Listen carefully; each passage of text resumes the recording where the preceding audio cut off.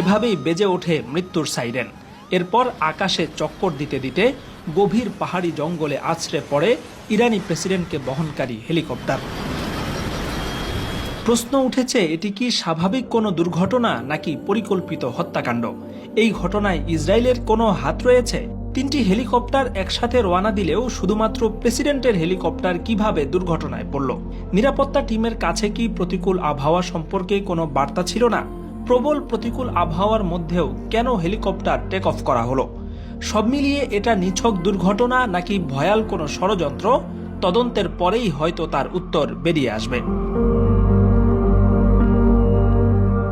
Azerbaijan সীমান্তবর্তী একটি বাঁধ উদ্বোধনের জন্য গতকাল ইরানের পূর্ব আজারবাইজান প্রদেশে গিয়েছিলেন প্রেসিডেন্ট ইব্রাহিম রাইসি। তেহরান থেকে বিমানযোগে তাবরিজ শহরে যাওয়ার পর সেখান থেকে হেলিকপ্টারে করে অনুষ্ঠানস্থলে গিয়ে তিনি বাঁধ উদ্বোধন করেন। কিন্তু ফেরার পথে ঘটে বিপত্তি। ফিরতি পথে রওনা করার কিছুক্ষণ পরেই প্রবল বৃষ্টিপাত, কুয়াশা এবং ঘোলাটে প্রতিকূল আবহাওয়ার মধ্যে পড়ে প্রেসিডেন্টকে বহনকারী হেলিকপ্টার সহ মোট 3টি হেলিকপ্টার। এর মধ্যে বাকি 2টি নিরাপদে ফিরে আসলেও প্রেসিডেন্টকে বহনকারী আমেরিকান বেল 412 হেলিকপ্টারের সাথে যোগাযোগ বিচ্ছিন্ন হয়ে যায়। কিছুক্ষণের মধ্যেই আকাশে চক্কর দিতে দিতে গহীন পাহাড়ি জঙ্গলে আছড়ে পড়ে পুরো হেলিকপ্টারে আগুন ধরে যায়। পূর্ব আজারবাইজানের সেই অঞ্চলটি এতটাই দুর্গম যে দুর্ঘটনার জায়গা শনাক্ত করে সেখানে পৌঁছে উদ্ধার অভিযান চালাতে 16 ঘন্টা লেগে গেছে ইরানি রেডক্রস এবং সেনাবাহিনীর। দীর্ঘ অপেক্ষা আর রুদ্ধশ্বাস উদ্ধার অভিযানের পর অবশেষে প্রেসিডেন্ট রাইসি, পররাষ্ট্রমন্ত্রী আব্দুল্লাহিয়ান সহ মোট 4 জনের মৃতদেহ উদ্ধার করে রাজধানী তেহরানে নিয়ে আসা হচ্ছে।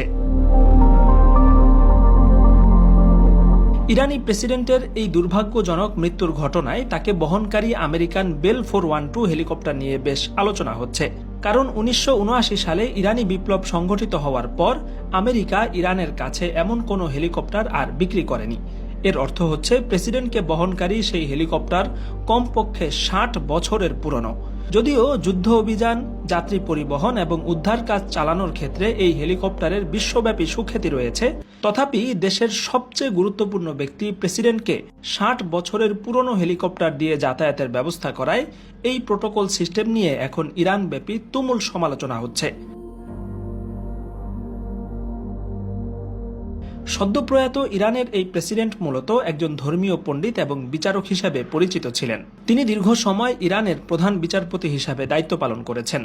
শৈশবে 15 বছর বয়সে পিতার মৃত্যুর পর দীর্ঘ পরিশ্রম এবং সংগ্রামী জীবন অতিক্রম করে তিনি 2021 সালের 3রা আগস্ট ইরানের 8ম প্রেসিডেন্ট হিসাবে দায়িত্ব গ্রহণ করেন।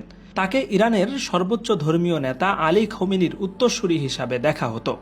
কিন্তু সমস্ত প্রত্যাশা এবং সম্ভাবনাকে নাকচ করে দিয়ে আজারবাইজান সীমান্তের গহীন জঙ্গলে মৃত্যুবরণ করলেন পৃথিবীর অন্যতম প্রভাবশালী ব্যক্তিত্ব এবং ইরানের president Ebrahim Raisi. Shakil Anwar, আন্তর্জাতিক ডেস্ক, MBA টাইমস।